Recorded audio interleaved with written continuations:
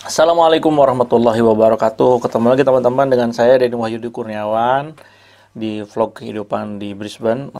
Di vlog kali ini saya akan share terkait untuk mencari rumah ya untuk keluarga di Australia. Inilah share pengalaman saya. Yang pertama saya perlu sampaikan bahwa mencari tempat tinggal terutama untuk keluarga ya di Australia itu bukan sesuatu hal yang gampang ya.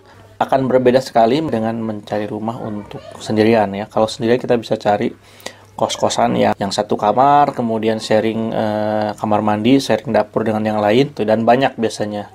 Tapi kalau untuk keluarga itu kita harus sedikit berusaha lebih banyak gitu ya. Pengalaman saya waktu itu saya butuh waktu sekitar 2 bulan ya untuk bisa mendapatkan rumah. Rumah yang saya cari adalah rumah dengan 2 kamar karena saya akan membawa keluarga, kemudian 1 kamar mandi, 1 parkiran ya. Nah itu struggling gitu ya, saya 2 bulan gitu. Mungkin ada beberapa informasi pendahuluan. Yang pertama, jadi di sini sewa rumah kontrakan itu hampir sama dengan kontrak KPR ya. Jadi harus ada kontrak antara penyewa dengan landlord dan yang pemilik rumah. Dan biasanya difasilitasi oleh agen gitu ya di situ. Halo, say hi. Hai, this is Faki. I'm Faki. Oke. Kemudian yang kedua, panjang kontrak biasanya waktunya 1 tahun ya. Meskipun ada beberapa kasus kayak seperti saya itu kontraknya dimulai dengan 6 bulan pertama. 3, bayar rumah di sini biasanya kontrakan itu dihitungnya per minggu. Jadi kalau ada di iklan-iklan harganya berapa itu berarti biasanya per minggu ya. Jadi bukan per bulan. Tapi pembayarannya bisa disesuaikan kesepakatan. Apakah 1 minggu, per minggu, atau per 2 minggu, atau per bulan. Yang keempat, bahwa di sini kalau kita menyewa itu harus ada uang jaminan. Uang jaminan itu 1 bulan sewa, disebutnya dengan bond.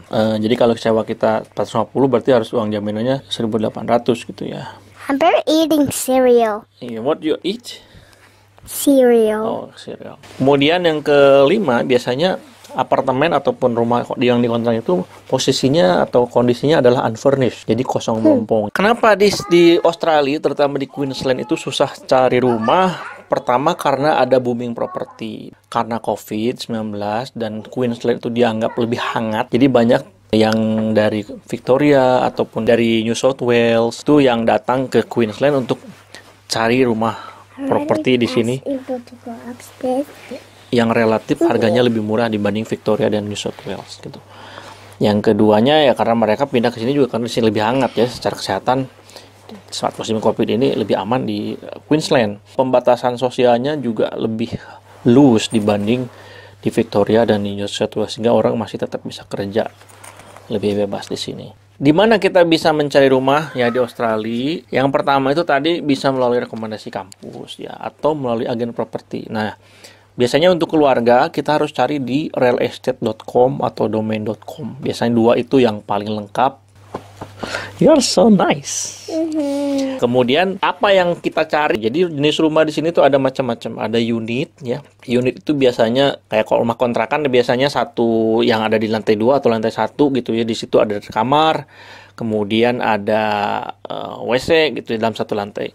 Ada juga apartemen. Nah, unit apartemen mungkin agak mirip-mirip. Tapi kalau apartemen biasanya ke atas gitu ya sampai ke beberapa tingkat gitu. Tapi ada juga yang house, ya, ada yang rumah terpisah dengan yang lain-lain atau townhouse gitu ya. I think we are in the water park. Water park biasanya ya unit apartemen lebih murah dan biasanya kalau apartemen udah termasuk air dan listrik di situ ya.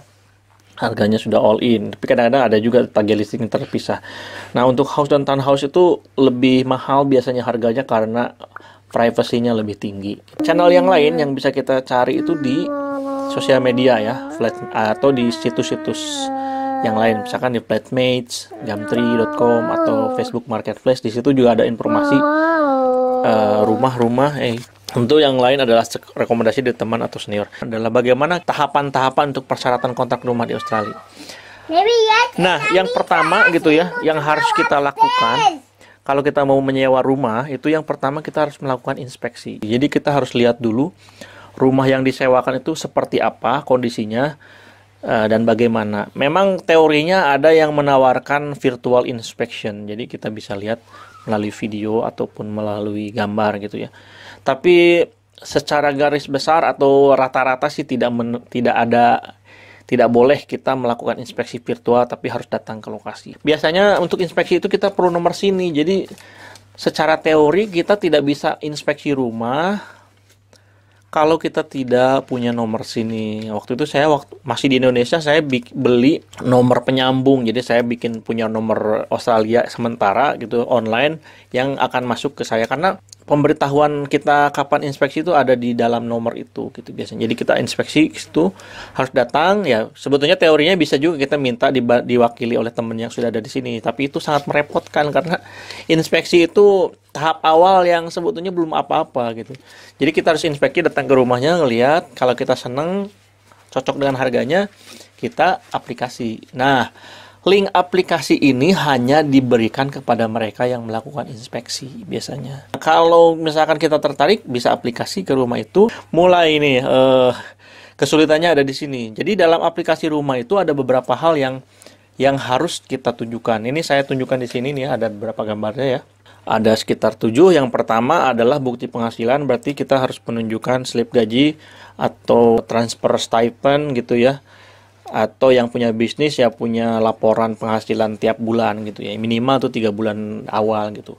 Kemudian yang kedua, referensi pemberi kerja ya, bisa supervisor kita yang ada di sini atau bos kita yang ada di rumah gitu ya, atau siapapun lah ya, admin di fakultas yang bisa menguatkan bahwa orang ini slip gajinya itu betul. Kemudian referensi teman yang tidak satu rumah, bisa adik, bisa teman atau siapapun, biasanya meminta nomor Australia gitu. Jadi kita perlu minta izin ke teman-teman yang ada di sini ya, atau ke supervisor kita juga untuk bisa memberikan referensi. Kemudian bukti riwayat kontrakan sebelumnya. Ini nih yang agak sulit ya. Makanya mungkin kalau yang di temporary resident bisa izin untuk bisa memberikan bukti riwayat kontrakan itu.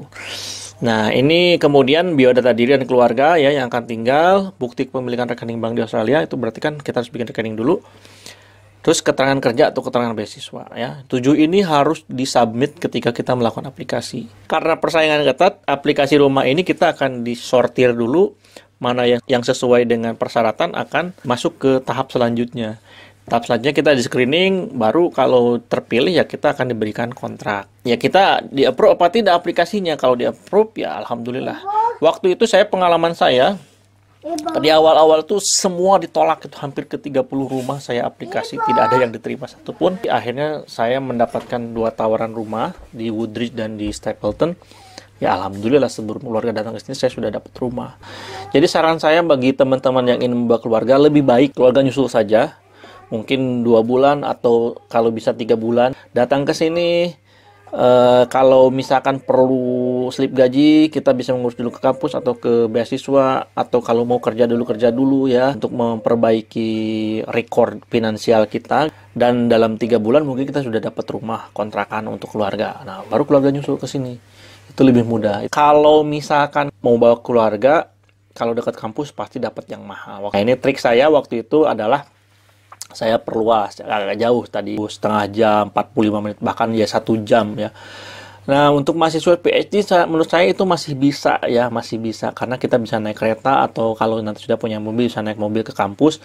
Dan juga karena PhD itu tidak sering ke kampus, saya juga mungkin macam-macam ya, tergantung supervisor ya. Ada yang 1 minggu sekali harus ketemu ke kampus, ada yang saya cuma 2 minggu sekali. Sisanya kita bisa melakukan komunikasi melalui email ataupun online ya. Workshop juga masih banyak yang online di sini. Jadi untuk mahasiswa PhD yang research atau master by research itu masih bisa lah, tinggal agak jauh dari kampus dengan harga yang lebih murah. Dan saya dapat townhouse gitu, bukan unit, yang lebih layak. Kalau saya mikirnya waktu itu yang akan lebih banyak di rumah itu anak-anak dan istri saya gitu. Jadi mereka harus mendapatkan tempat tinggal yang lebih layak. Dan biarlah bapaknya ini yang berangkat agak jauh gitu ya, tapi kita dapat rumah yang lebih layak, ada halaman belakang gitu ya, lebih enak, lebih layak. Yang keempat, pengalaman saya itu ya tadi bangun profil. Minimal kita harus punya tabungan 3 bulan lah, 3 bulan di rekening gitu ya. Uang yang kita pinjam untuk bukti visa itu bisa kita tahan dulu ya, pinjam dulu untuk memperlancar aplikasi rumah.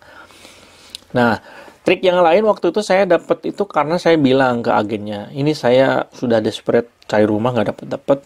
Kalau saya dikasih kesempatan, saya berani bayar di muka.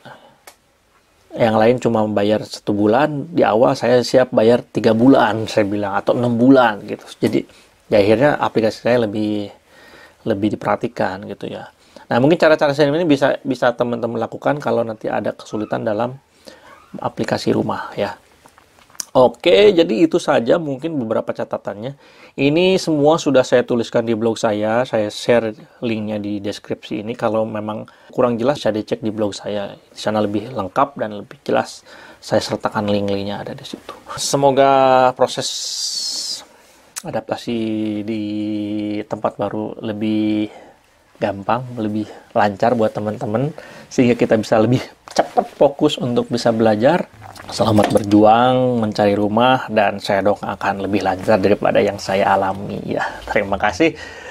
Kalau bermanfaat silakan di-share ke yang lain. Jangan lupa juga like, dan kalau berkenan silakan subscribe. Terima kasih sudah menonton. Sampai ketemu di video selanjutnya. Assalamualaikum warahmatullahi wabarakatuh.